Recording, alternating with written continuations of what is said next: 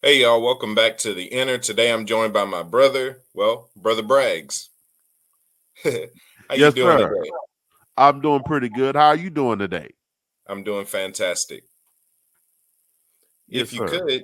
could, introduce yourself to the audience. Tell them a little bit about yourself. Well, I'm Brother Braggs. I'm a singer-songwriter and a spiritual life coach. I started my business about back in April of this year, and I've been helping people. That's the most important thing to me is to make a difference not only in my life first, but others. Okay, So I do that. I used to be signed to a locally famous rapper by the name of New Wine or Wino Records for about maybe 8 years. He was affiliated with Evander Holyfield, and I've done some singing in the gospel arena, and for about 10 to 15 years of that, I was a minister, a professional minister from the pulpit for about that 10 or 15 years until I got tired of paying tithes. Yes, sir. So I've done a little bit of everything, and one thing that I've realized is that you can't find true peace without finding yourself. I think people want to go to this God in the sky and want to go to different religions and be a part of this sect or that cult or that group or this group. And they haven't even dealt with themselves. absolutely. You're asking God to help you from stop drinking and smoking. Well, how about just you do it and then go to God to strengthen you more? So all my life I've kind of been dealing with spirituality and religion. Got you. So, if you could kind of narrate for us, what has your journey been like? I know you mentioned a little bit that you were a part of the gospel scene, the Christian scene, but you're no longer in that. So, how did that really develop for you? Well, of course, like everybody else, we were raised in church. I was a part of a Pentecostal growing up in the Kojic arena and going to church 5 days out the week. I was smart, but I was a C student every year of high school because I was in church so much. So I had to rush to study. So by the time I took the test, I just had enough knowledge to make a 75. But when I went to college, I aced everything on the dean's list and everything. So everybody was like, "Well, why were you a C average student, but then you go to college?" And I said, "Because I didn't have time to even study. My mama had me in there laying hands on me and pouring olive oil down my throat, and I'm sitting up there shouting. I got the new shout. The back in the day I was shouting like they shout now. So everybody was always looking at me. Oh, he can move fast. Yeah, that's Kojic. I always joke with them. I'll be like, "Oh, Kojic, that mean you shot with hats on and heels." Okay, got you. Yeah. Move fast and shout loud. I see. I see. I understand. Yeah. So what happened? I was raised in a small country town with about 300 people in East Texas, and my mother divorced my father when I was 12. So with myself, because I was always asking, where do thoughts come from? And I've heard, what is that guy named Eckhart Tolle? I've heard Yeah, San Guru, Eckhart Tolle. Sada Guru. Sada Guru, he says, don't try to control your thoughts. And I was like, what? That don't make sense. And Eckhart Tolle says your thoughts are just energy or a bubble trying to interfere with what you got going on. But what I realized through my personal journey that you have to change energy by controlling or influencing, should I say, your thoughts. So I focus more on the I am prayer. Hmm. I am this, the affirmations. And what I do is I focus on more so of saying it in my head rather than speaking it. Because a lot of people just want to speak, but I actually say it within my mind. I like So that. Because, I mean, you know me, I've been teaching that for a minute now, that we're like radios. We got to learn yeah, how to change our station when we experiencing stuff we don't want to experience. yeah, I knew yeah, that as a kid. I remember there was time I never really liked horror movies. So I yeah, remember there'd be times I got Nickelodeon. I was one of those people that keep my TV on one station for months at a time. yeah, So I kept my TV on Nickelodeon and all the commercials was fine up until nighttime, and it's 3 in the morning. They want to show you the horror movie trailer because kids should be asleep at that time. But I'm always been nocturnal, yeah, so I'm like, okay, they want to play commercials like that. Okay, Disney Channel it is for the next few months. I yeah. didn't like what I was experiencing, so I changed the channel. And that's Yeah. that's that's what happens. We actually, our channels are changing every day as these thoughts come in. And I was listening to your video. You did a great job on the word. Oh, Um, I mean, man, I mean, it was so concise, and I even went and looked up the origin of the word, and it actually said what you said. It's just it's sound, it's speech. So I could imagine Yeshua saying, "I am the voice," or "I am the sound that you're looking for," you yeah, know. And so I even operate in that way through my music, because yeah, I think everybody needs to try to live their life like sound is created. If you look at sound and how sound is created, it's produced to create a strong melody. Depending on the individual, then the sound can be negative or it can be positive. But whenever you're writing a song or you're playing the piano, I mean, just look at artists such as Stevie Wonder, all mm, of the songs that he's made. Look at artists like Jill, our artists now, such as not the new age. I mean, the month, you're talking about 2012 and before.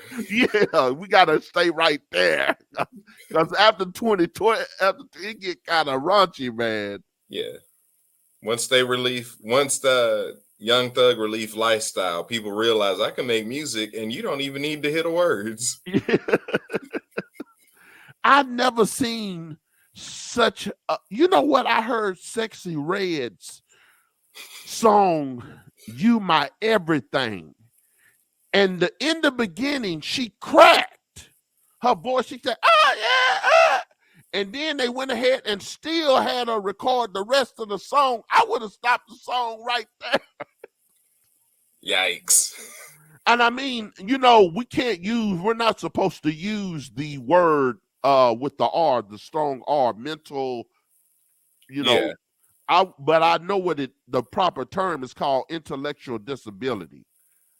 I've gotten away with using a different R word, that being remedial. Oh, okay, yes, yes, yes. Because When I apostle, say it, it means the same thing, but yeah. And it's so funny that we all are trying to develop purpose. And I often say that you should not discover your purpose, just create it. Because the evidence of a physical reality requires action in everything.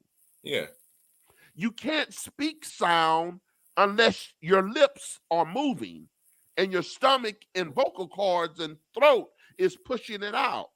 You can daydream about having a Bentley all day long, but if no effort and planning is going about to get it, then this is why the Bible often says faith without works or action is dead.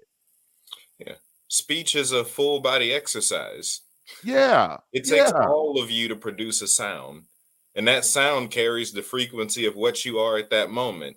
So, one of the major flaws when it comes to even speaking things into existence, even though I am a huge uh, promoter of that, is that oftentimes people try to speak things from a place that the rest of them aren't in alignment with.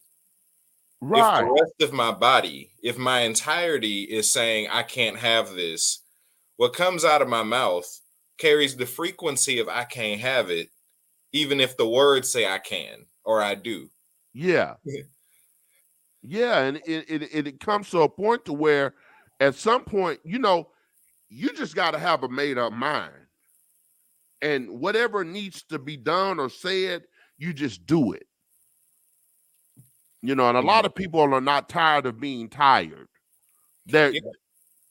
you know, One of my earlier episodes I did with Dr. Andre Pfizer, he talked about that a little bit about pretty much we go where our rest is.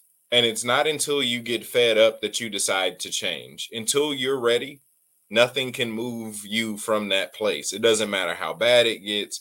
Until you get fed up, you're not going to change it. right, right.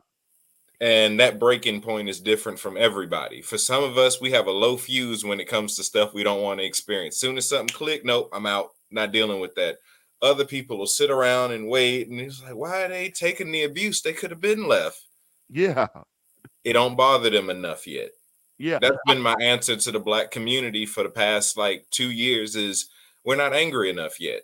yeah, We got gaslit into thinking that the angry idea, the angry presentation was a bad thing. That's the only time we're taken serious is when we're angry. Because only yeah. angry people get stuff done. Hmm. I'm a historian. Every major moment throughout history that has caused the world to change for the better was because people got angry enough to change the situation. Yeah. The only sad part about anger is when you don't have morality with it. Then it Hmm. becomes destruction. And Yeah. because I have to say it is a section of people who are more free, have freedom in their um sexuality, if I can use that word. They have more freedom in that. And Hmm. these people act like they're angry at the world for not accepting us. Yeah. But we accept, we people who are righteous, we accept you. But the Hmm. problem is that you're angry about us not accepting you and giving you the respect and rights you want without morality with it, Hmm. righteousness. And so what happens is all these people who have a goal or the Hmm. agenda, everybody wants to be respected and everybody wants to be given what they want. But Hmm. it everything comes with the cost. Yeah. Absolutely. And the question then becomes to the individual with the desire, are you willing to pay for that? Stuff don't always cost money. A Yeah, 100% of things cost energy. yeah. It's very sad that because my mother passed away in 2019, and you know how you live your life and you think it'll never be me. I thought my mom would be like 89, 85, 90, and I would probably be 65, 70, and I see her leave. But I was 40, 46, and no, I'm sorry, I was 44. And when she passed, I no one in the family, I had nobody to talk to, including my sister. My sister wasn't even trying to console me. And I sit here by myself every day while she was in the hospital, and then when she died, and then when the funeral happened. And I did a great job at the funeral. They said that I should have preached a sermon. I was that great. But Hmm. as I was sitting at the house, I was by myself and I was just crying. And I said to myself, how can I get out of this slump? Hmm. Because I'm not supposed to feel this way.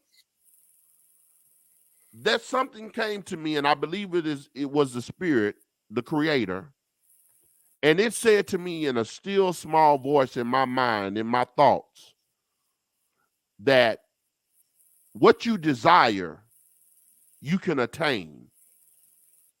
You just have to, get up and do it and be it. Stop trying to be peaceful and just be it. So I had to change I cleaned up my house. I changed my furniture from one side of the wall to the next.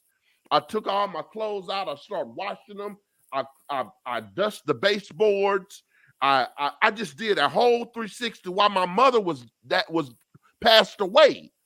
And then I realized the metaphysical change that I did without even knowing anything about metaphysics that much. That I was changing my atmosphere by changing the energy, Yeah. And that's what I've learned to do even with my business, with my music, that from my mother passing, shifting the atmosphere. Even with that spray, your blessing spray that you have. I mean, Yeah. it's all about shifting the atmosphere, the elements of earth, the water, the nature, it just everything just changes. Yeah. Yeah. That ascension spray. Because it's a few things that I've learned. Like all from the spirit. And then I started to find out other cultures knew some of the same sciences. Now, mind you, I don't think anyone makes oil better than me, Yeah, but I don't think so either. like that ascension spray that I have changes the atmosphere of a whole room. Yeah. One spray can change completely change the frequency of an entire room. Nobody else has something like that. No, no, Because no. it's when you understand those sciences, you know how to use those sciences. But in order for a lot of people to fully embrace that stuff, they have to get over the idea of thinking everything is witchcraft. Yeah, yeah, Most of yeah, it's just science. Large majority of it is just science. yeah, It's just science that your particular church and or denomination didn't participate in. yeah. Because when you read what is the book of the Holy 12 or the Holy 12, Yeah, what Jesus was doing was a part of all sciences. yeah. Oh, yeah, Actually, sure, should I say? I got it right here. Yeah, Gospel of the Holy 12. This is chapter 6 or lection 6. Somebody actually just texted me and asked me about it, where it talks about him going to school in Egypt and what he yeah, learned there. yeah, And it says that he learned the language of birds and of beasts, and the healing power of trees and of herbs and of flowers, and the hidden secrets of precious stones, and the motion of the sun and the moon and the stars, and the powers of the letters, the mysteries of the square and the circle, and the transmutation of things, numbers, and of signs. Everything that I just listed falls under the category of things that are considered taboo in church. yeah, yeah, yeah, You mentioned herbalism. He using oil. He using incense. He using crystals and precious stones. He's using geometry, sacred geometry, biogeometry, astrology, and astronomy. I think when whatever the Bible tells you not to do, you should do, other than causing pain and suffering. But when it talks about don't deal with astrology or whatever, it's something that you should deal with, because what I see everything being is a tool. Yeah, I don't see religion as a belief system in the sense of it's how it operates. I yeah, see it as a belief system in what people, have in their head, yeah, because belief is on faith and unverifiable information. The reason you believe is because you don't know. yeah, And I often tell people it's either you're going to live to believe or live to know. Because when you go to a court system and that prosecutor is over there on the left hand side and you on the right, they dealing with facts and evidence.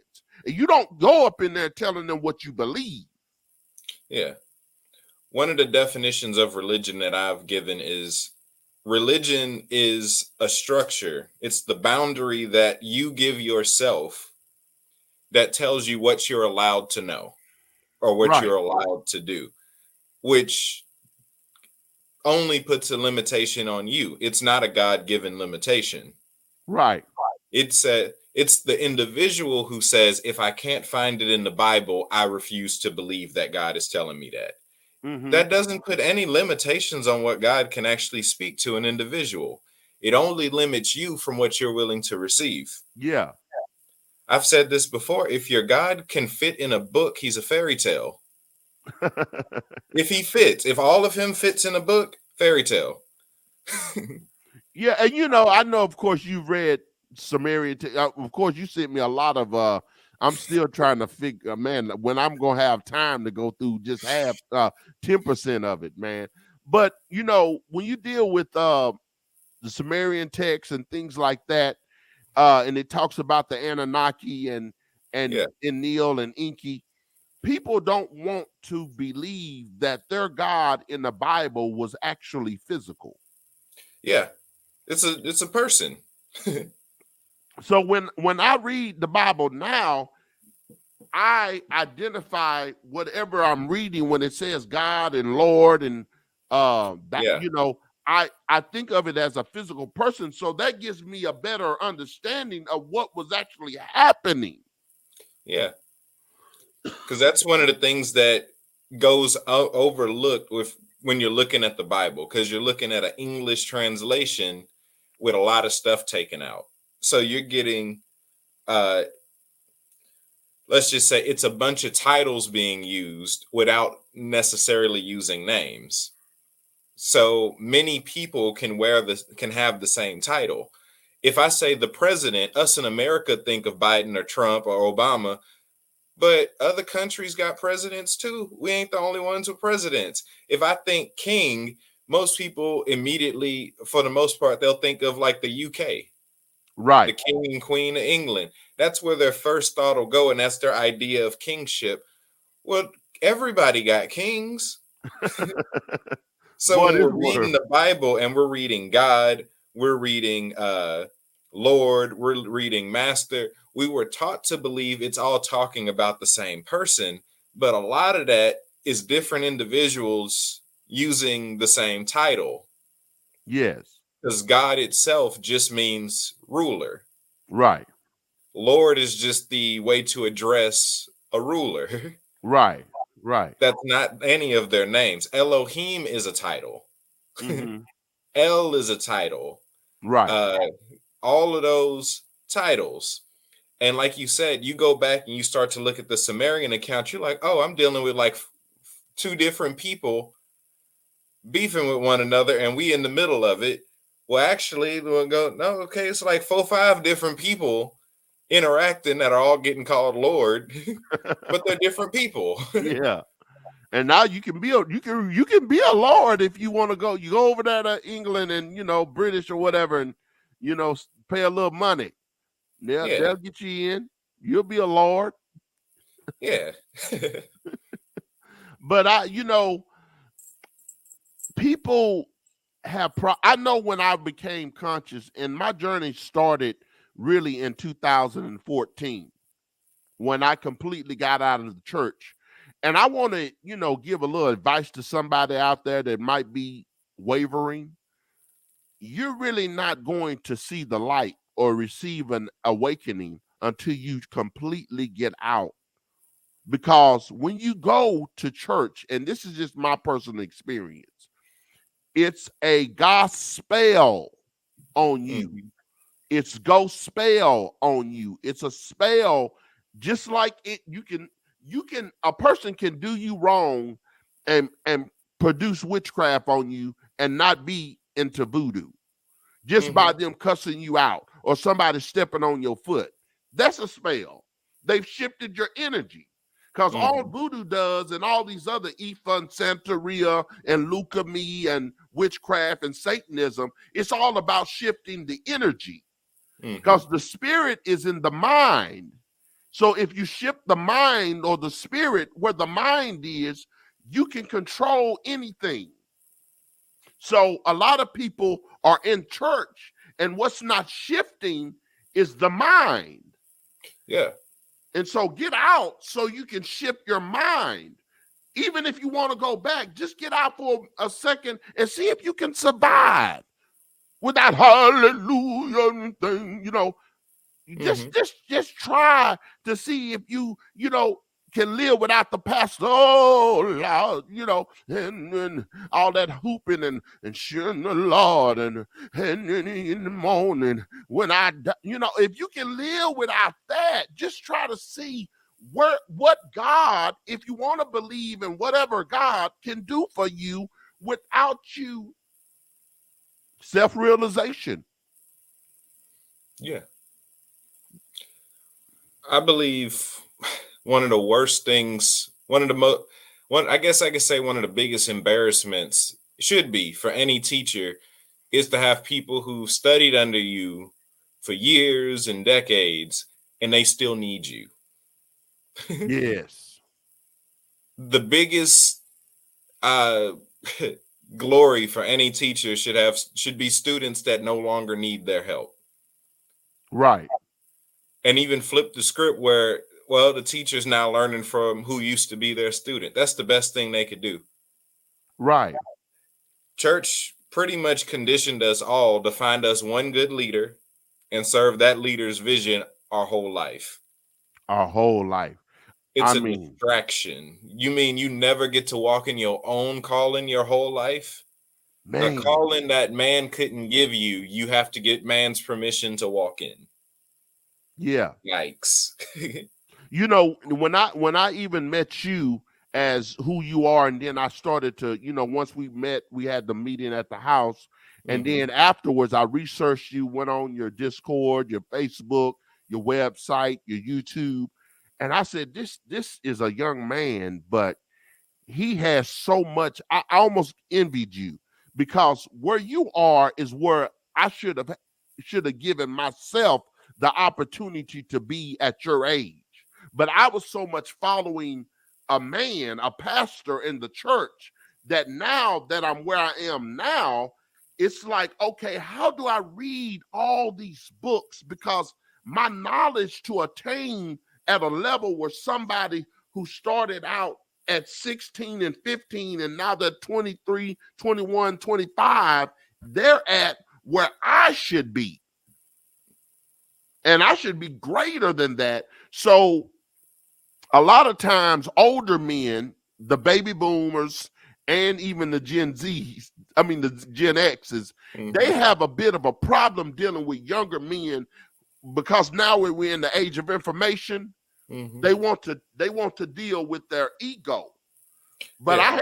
I had that problem too because my son comes back with information telling me stuff, and I'm like, man, you own it. That's because when the internet took over, and a lot of people haven't caught up to this yet, you really don't need college anymore. Yeah, You can get most things for free. What yeah, you get from college is credentials. That's them vouching for you to say that you know what you're talking about. It doesn't actually mean that they've equipped or trained you to know what you're doing or know what you're talking about. yeah, Uh, Most things can be found on the internet. I teach doctors. People who've gone through their doctorate courses in many different fields still learn from me, which yeah, means they're like, oh, I learned that when I was in school. How much was school? Oh, it was thousands of dollars. I'm still in debt. I'm like, I got it for free on the internet. I just Googled it, made my own charts and graphs. yeah, Oh, how'd you figure that out? Oh, me and Yeshua was just talking one day and he started giving me answers and I wrote all that down. yeah. You learned this by yourself? Yeah. You read this book? Like Baba Haru. Me and him would talk. I remember I sent him some of my presentations I did on comedic spiritual science.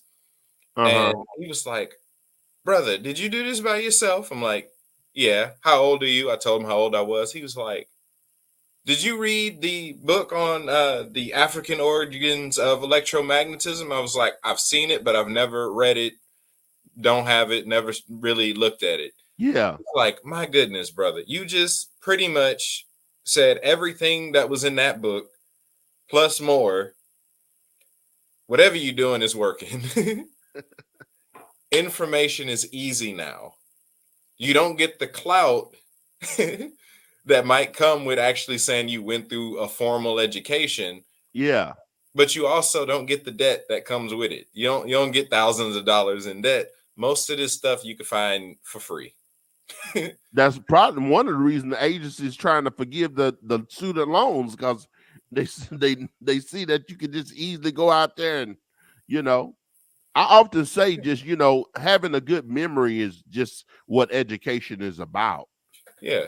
Like one of the things that I read about doctors, like somebody had asked a question one day. They said, I wonder if doctors ever step out of the room and just go Google what's going Yeah, on. they do. And they do. She did it. The doctor did it right in front of my face. They go and Google the answer. A lot of them will go Google the answer, which means you can get the answer off Google. If a regular person who didn't go through the doctorate course says, Yeah. oh, I Googled it, this is the answer, they'll say, you can't just Google. People spent years in study to get that doctorate position, only for the doctor to Google the same answer you got.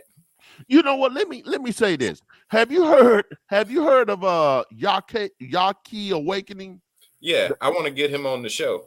Yeah, now he has a doctorate, and there's been people saying, well, he's not the doctor, and he's went on a podcast saying, hey man, I don't deal with the speculation. But for some reason, I have to trust him because of his ability to regurgitate information, man. Yeah, And if you go to your normal doctor, everyday clinical physician, um, whether it be what hospital, this hospital, they don't talk like that. All they do is basically take your blood numbers, and once they take your blood numbers, um, they'll just tell you what it is. We need to put you on this medicine, that medicine, this medicine. And then they let you walk out the door. But they don't explain. Of course, they're not going to tell you to eat any, vegetation yeah, to cure yourself. But we all know that's what's real, you know. yeah. Watermelon can cure most of this stuff. I know I'm a watermelon lover. Colloidal gold and well, specifically colloidal silver Yeah, cures, emphasis on cures pretty much everything that most people deal with. yeah, Diabetes, Alzheimer's, dementia, all the major things that most people deal with in the US, colloidal silver cures it.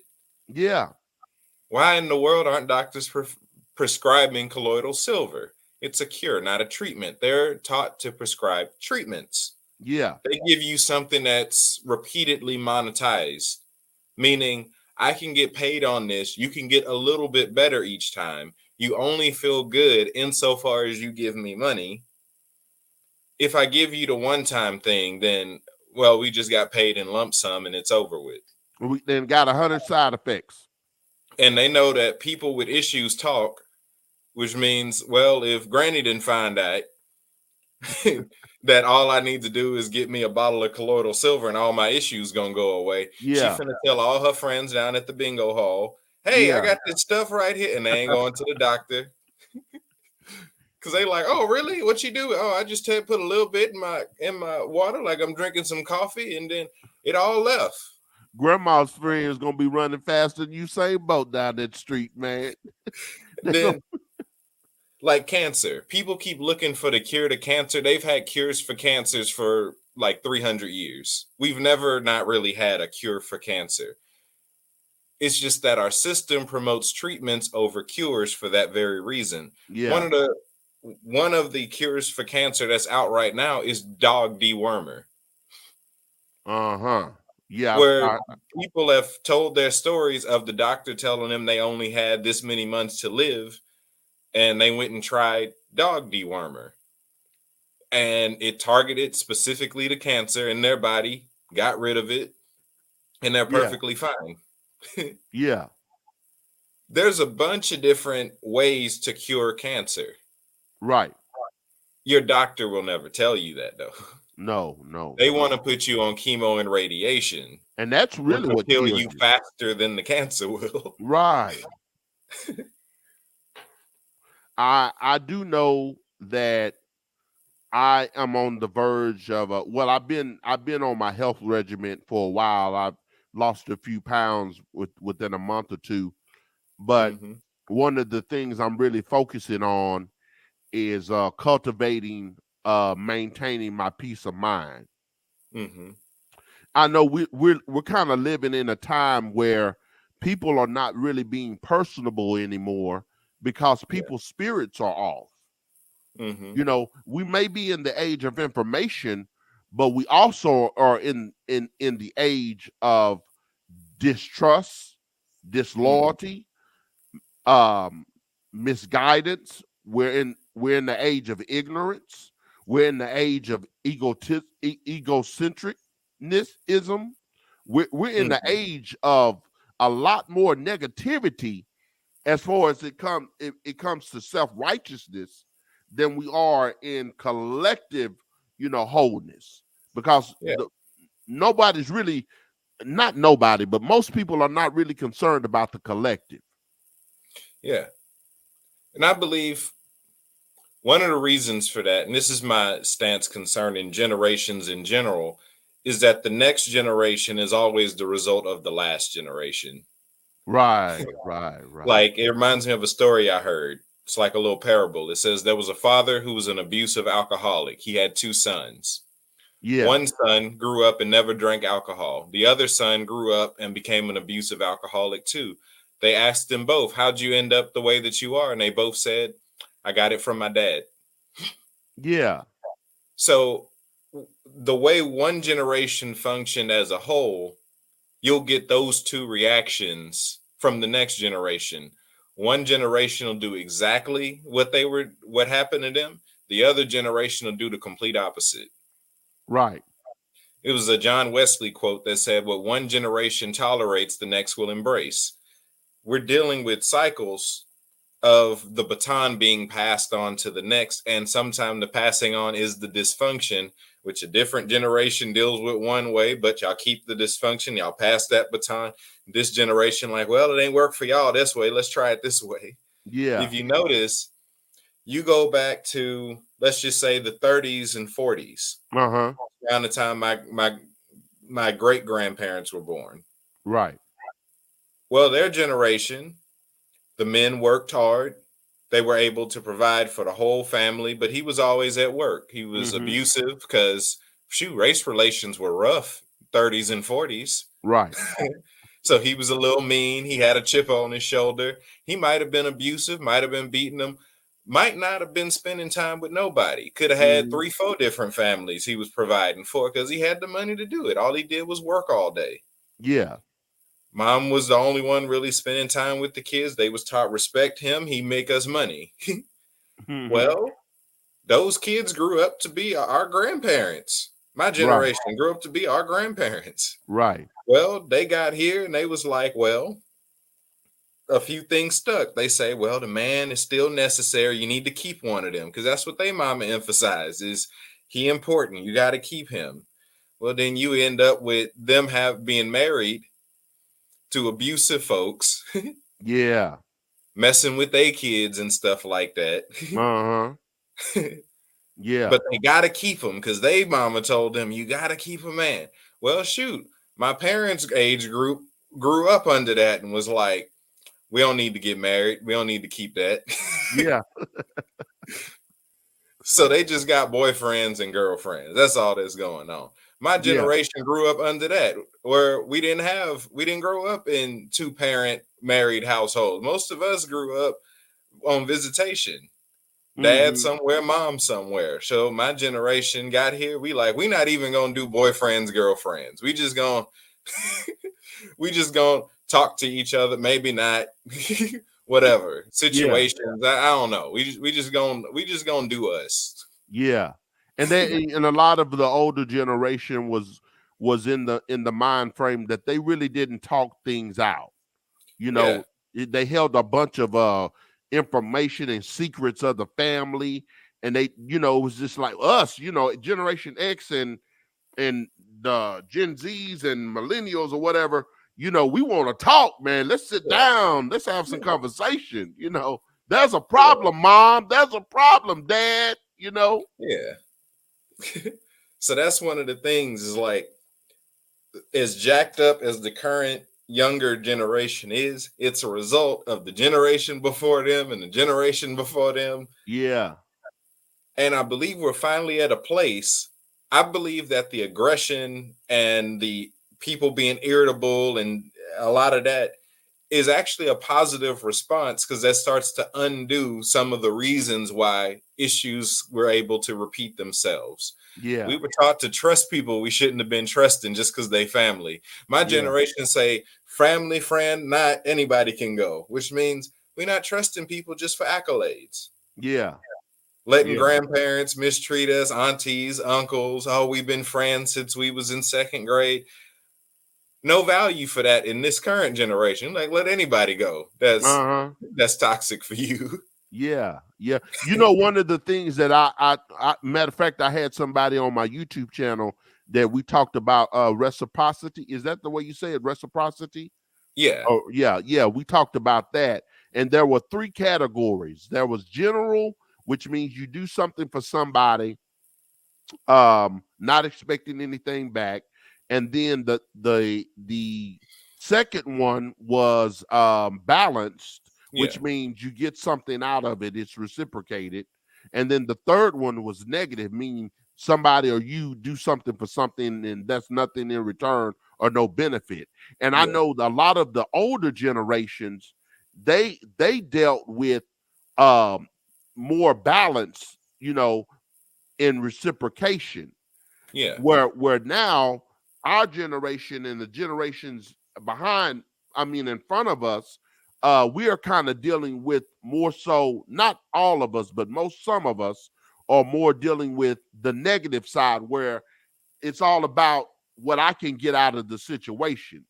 yeah, And I don't know where that came from. Maybe you can help me, because of course, well, you did explain where it came from. It's from years of being years and years, and yeah, I'm just waiting for it to change.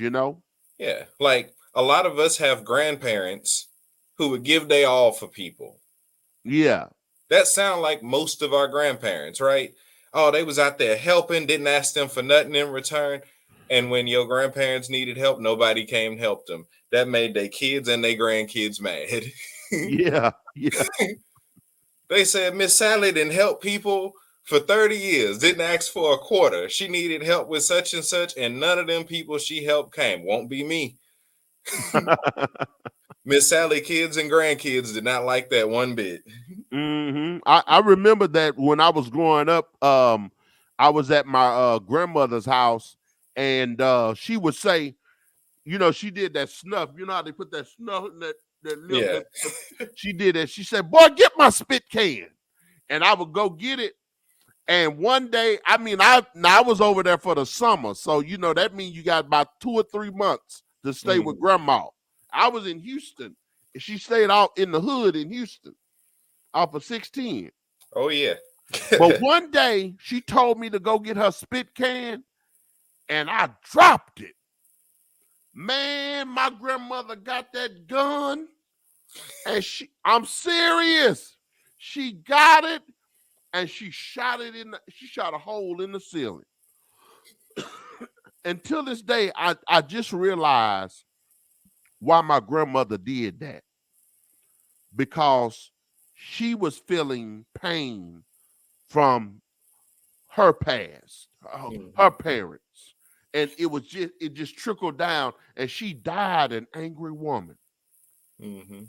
with all her belief in her Jesus, and all of her belief in her church hats, and all her belief in you know singing gospel songs and all of that. She died an angry woman.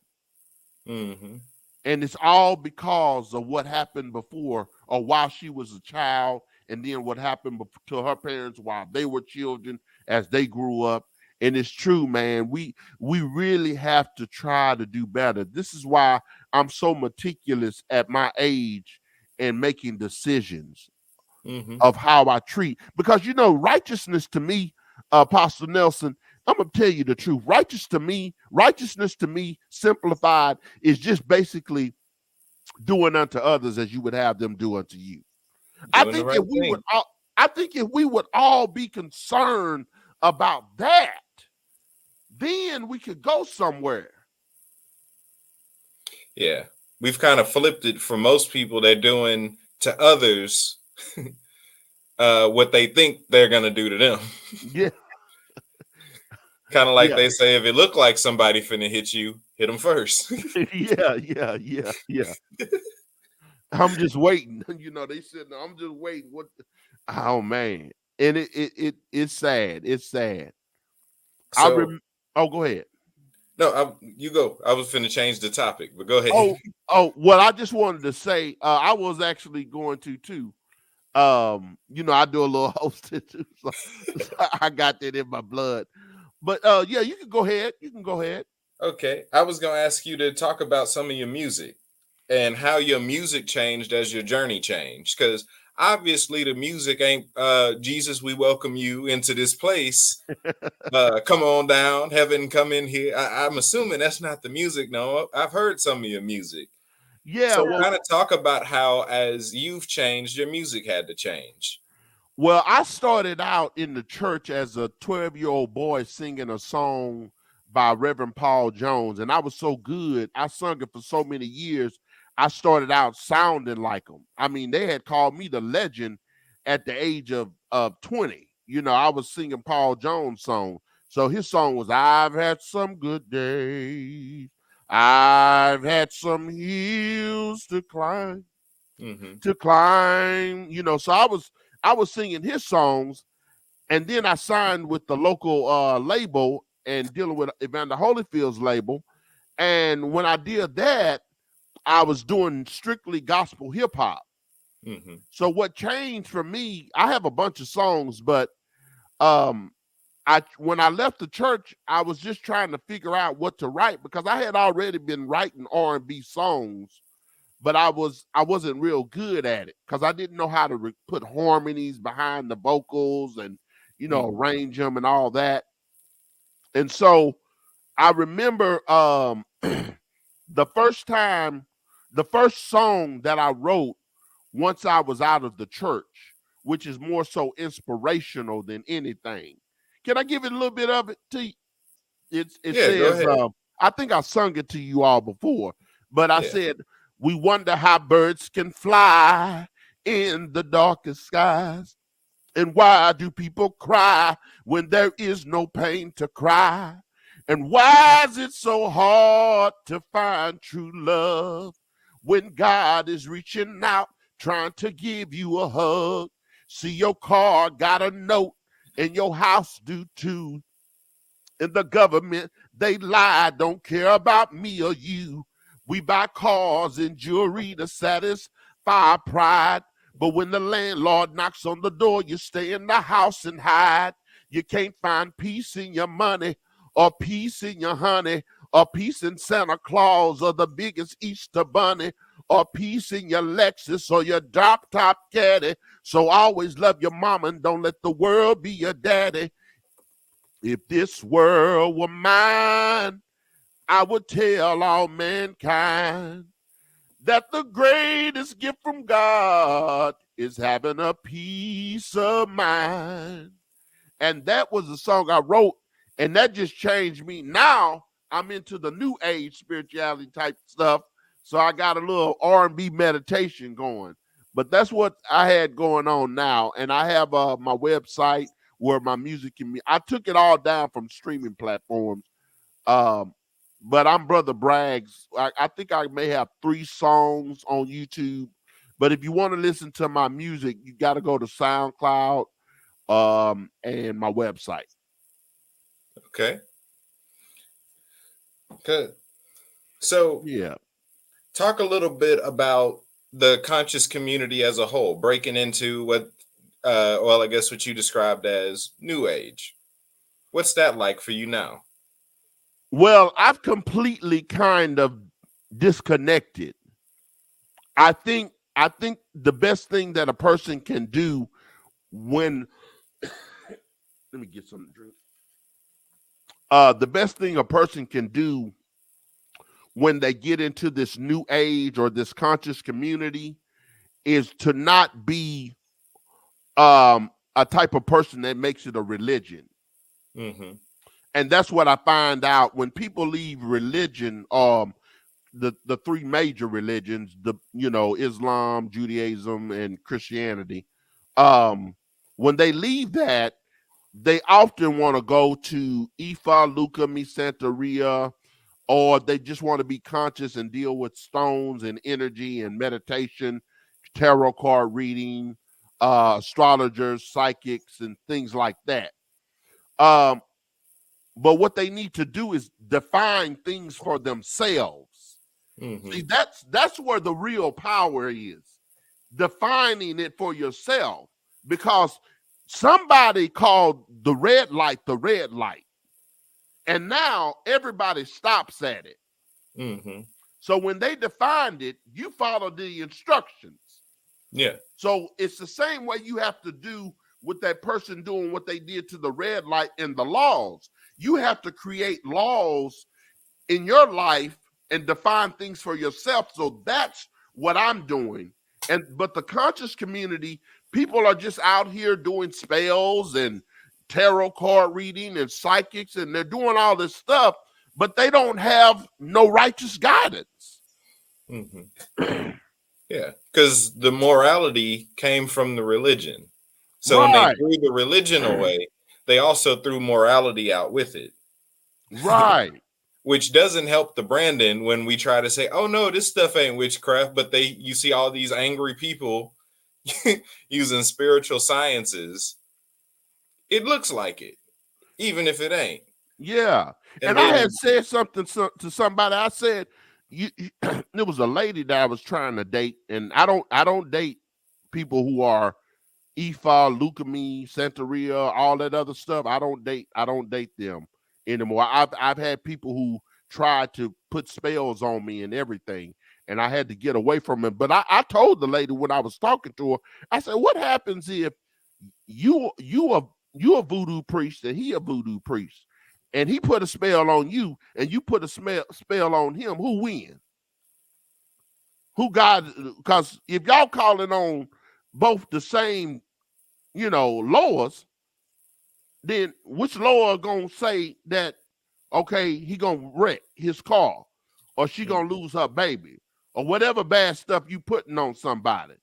mm-hmm, I say I'd rather just live in righteousness and deal with the results of my righteous living mm-hmm, instead of trying to put a spook on somebody or something. And then they want to say, well, I'm doing a spell of protection. Well, why you just can't get your mind and your heart and your spirit right? And maybe that energy will follow you all the days of your life. mm-hmm. But you want to get a white candle or a red candle and put a parchment paper and write stuff on it, put it under the candle, light the candle, let it burn for 7 days, and say, "Oh, it's something happening." Whoa! There's a miracle. You ain't no better than Kenneth Copeland, farting in church. Uh, You know. yeah, it reminds me of like uh like power dynamics. I don't know if Yeah. she ever answered your question, but it's like whoever's the most powerful wins. It's a ranking structure. Yeah. Yeah, what happened if y'all both have a gun and y'all shoot each other? Whoever quicker. Well, she started her spell on a Thursday, and you started yours on a Monday. So he is gonna get to her before, you know what I'm saying. Oh man, and it was just too. I thought that's what I needed. I thought voodoo, what they call Ifa, I thought that's what I needed, and I even went to some of these people getting counseling. But what I realized that they ain't no different than the pastor in the church. Yeah, they want your money too. Hey, The there's this spirit chasing you. I got the cure for it, but first, what I need to do is go and drop me that $300-$400, and then after that, I'll do what I got to do to get rid of this demon that you couldn't tell you had one way or another. I'll make a payment plan for you too, if you need me to. Yeah. And so when I started to get away from that, that's when I really came into myself. And the truth of the matter is, um, these people still follow me online, messing with me with these fake accounts, and they be from Nigeria and stuff. Oh And yeah, they be everywhere. yeah, yeah. And all I can do is go into the I am prayer. Every time something negative happens, I just say it in my head. I am peaceful. I am righteous. I am without fault. I am justice. I just say it. I just say it. Because if you look at Isaac, who was that? Isaac, Jacob, who was that fooled? He fooled Isaac, right? Because he thought he was Esau. Yeah, Eshu. He's yeah. yeah. Esau. And Jacob When asked Isaac, Jake, yeah, when Jacob fooled Isaac to get Esau's birthright. Mhm. yeah, and he said, I am. So everywhere in the Bible, it's plethora of places that's saying I am. You know, Mhm. um, it says it. I think it's in Isaiah 43 and 25. It's in Isaiah 48 and 12.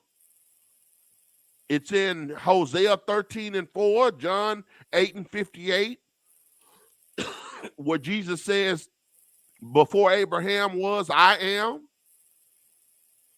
So I think that's the greatest thing that you can ever say to yourself. I am, regardless, you got this little girl sitting up here, messing with you, you trying to date her, and she telling you ain't gonna never be nothing. I just tell her I am gonna be something. I'm something now. I like that. I was just telling somebody because someone reached out to me for advice with a situation they were having, and I said, the idea of being under a curse or anything like that, the solution is to, let's say there is a curse that somebody or something put on you. The solution is to be a bigger blessing, to become something greater than that, which it's math. Yeah, If you got hit with a -4, be a plus 19. yeah, So that way you still get an upgrade. It doesn't stunt your growth whatsoever. yeah, Just be greater. Oh no, there's darkness coming after me. That is an opportunity to be a greater light. Oh, they hmm, lying on me. Okay, stand on a bigger truth. You ain't telling the truth enough. See, your reaction to people lying on you was to stop talking. Now they getting to silence the truth that's coming out of you. That's what happened. They winning. Oh, people dying around me. Oh, your reaction was to get scared. You forgot that you life. and And the you the truth of actual antidote. yeah, the truth of the matter is that the reason that voodoo doesn't work on high vibrating people like the president or somebody like a politician or a business owners, because they're vibrating so high. More so, they use a stronger magic. Yeah, exactly. They use a stronger magic. So they want to deal with their cousins and somebody they dating and mess up these people's lives. Yeah. Like I remember it was Erica Badu. She was in an interview and they was asking her about Beyonce. She said, "Oh yeah." Now Erica Badu been openly a witch forever. That's Yeah, not new yeah, yeah, information. She said, "Oh, but what Beyonce does is more powerful than me. She's a part of a stronger witchcraft. She has a more powerful coven than me and all of that." wow. So when What? one of the most powerful witches that we know of Yeah. say that, "Oh, she more powerful than us," people think witches only look African. Uh-uh. It's only Afrocentric. Yeah, That yeah, in order to be a witch, you got, or either they supposed to look Afrocentric or they're supposed to look Central American. You got to have yeah, your skulls and you got to have your leaves and your feathers and stuff, and you got to have your face paint and maybe a mask, some incense, some bowls, and that's what yeah, they think witches are. But most powerful witches just look like regular folk. Now, I'm not necessarily against any of it. I'll Mm. just say I support that if that works for you, but don't bring it to me because it doesn't work for me. You see what I'm saying? Yeah. Because I see the Ifa, Lukami, Santeria, and Satanism, even Satanism or whatever, as the tool the person chooses to use to maintain their peace and Hmm. give them their own morality. Yeah. It's just science. Yeah, yeah, yeah, Now, their righteousness or lack thereof it is its yeah, own issue. yeah, yeah, yeah, yeah. So Because even going back into the whole Anunnaki conversation from earlier, they're talking about some of the same figures too. It's just they speak a different language. yes, exactly. So who the Yoruba call Obatala, the Kemites call Ptah and Kanum, which is Right. who the Sumerians call Enki, which is who the Hebrews call Yeshua. It's the same person. And then in Lukami, you got Papa Legba is the same as I believe it's Obatala and Ifa. It's one of them though. They're the Yeah. same. Yeah. I'm a bit newer to the Ifa and Yoruba crossovers, but I got some friends that's into that. I Yeah, usually pick their brain on it. yeah, Like I have some charts uh, on who's who. I was able to sift through and figure a lot of that out myself. yeah. 'Cause one of the things that made this easy, just going back into that topic, the flood myths. It's like Hmm. forget about all the other stories. You'll lose your head trying to study based on just regular old stories. Use Right, the stories that everybody got. They right. all have a flood myth. So when I started studying the flood myths of all the different cultures, I'm like, here we go. Hmm. And they all Yeah, have a creation story. Well, that creation story typically gives you the figures as well. Who actually is the one who creates man plays a huge role into that. yeah, So that's some of the things that helped me out when I was really looking into that whole topic. Um, Something else I wanted to ask you before we ended up finishing today is who've been some of your teachers, or more so, some of your favorite and most influential teachers throughout your journey? well, because I spent 20 years in church, it was it was certain preachers that influenced me to cultivate uh, a speaking in a oratory type style. So Mm, those Aretha Franklin's dad, C.L. Franklin, was one. Martin Luther King was another. mm-hmm, Of course, you have Reverend Paul Jones, who sung "I Won't Complain," was another. And those they influenced me all the way up until the ages of about 30 years old until I came into my own. But here recently, within the last since 2014, of mm, course, my greatest influence is a woman, mm-hmm. Dr. Frances Cress Wilson. Okay. Yeah, is that how you say her name, Cress Wilson or Wilson? Yeah, yeah, Dr. Frances Cress Wilson, I think. And now I was just impressed with the information she conveyed. Mm-hmm. And then Sharad Azar Ali. Yeah, Shahrazad. So it's two women that I look up to more than the actual men.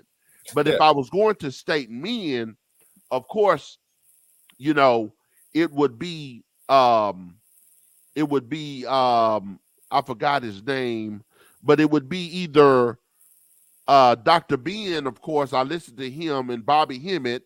Yeah. That's all our favorites. Bobby my Those favorite. these people that I discovered online, you Mm-hmm. know, and I did a little work with his people, Sarnetta TV up there in New York. I sung a song. He played it for a few weeks, but I was trying to find myself. So I was reaching out to them. But I realized at the end of the day that everything I needed was within myself. Like Luke chapter 17, the 21st verse says, Jesus says, the kingdom of God is within.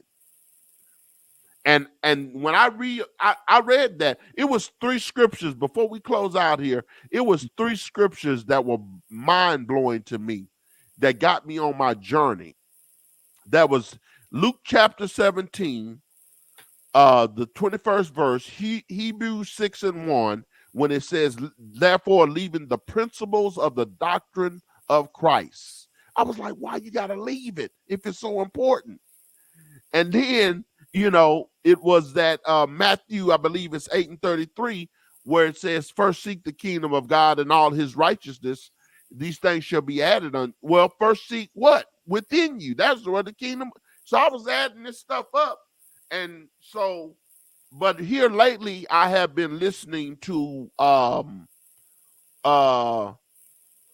a bunch of old Bobby Hemmett, and strolling through some of the books I have, and getting to know terms, because I have a metaphysical Bible dictionary that's good for coming up with definitions metaphysically.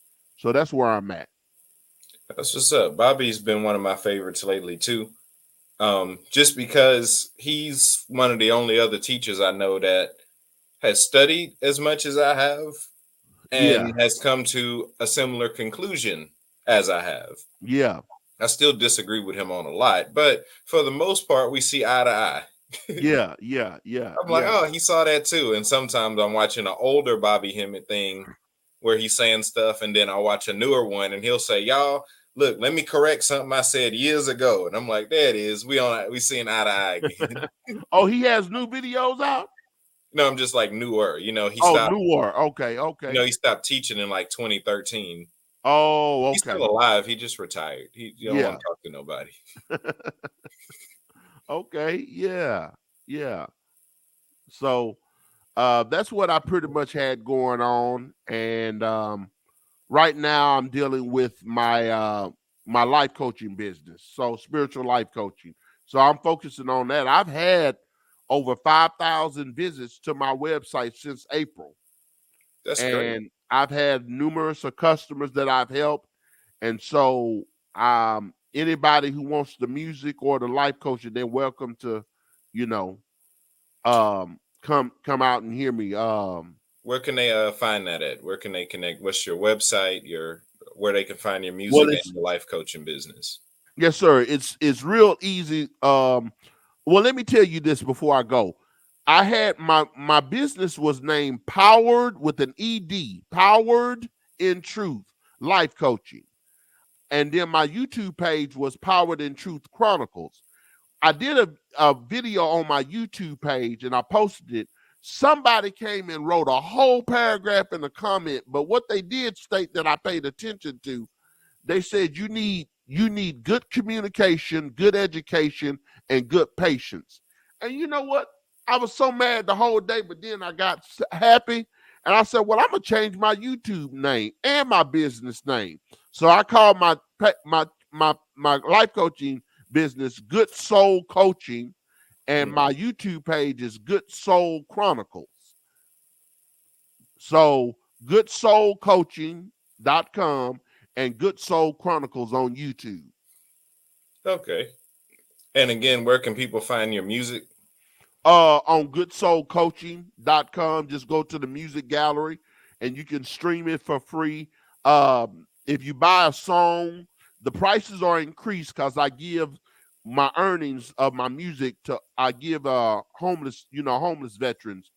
That's how I tithe. I go out every other weekend or whatever, and I give my 10% to the homeless. I like that. So when people buy my music, whatever earnings I get, I give to the homeless veterans or homeless people in general. Okay.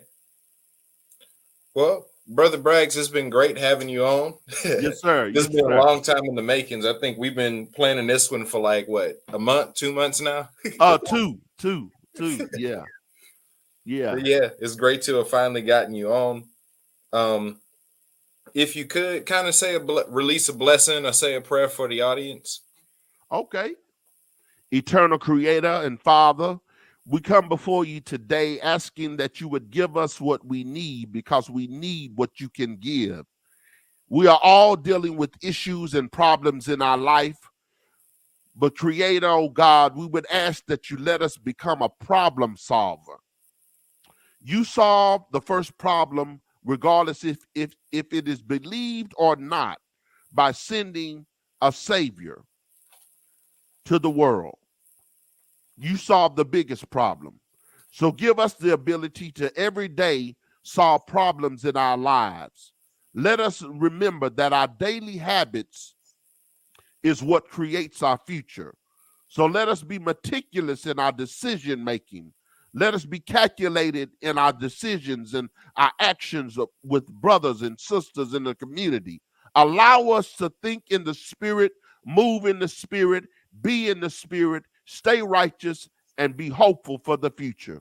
We pray this prayer in your name of righteousness, Ashe, and amen. Ashe. Awesome, brother. Thank you for joining me again. Yes, Well, sir. that concludes this episode of The Inner. Until next time, y'all be blessed.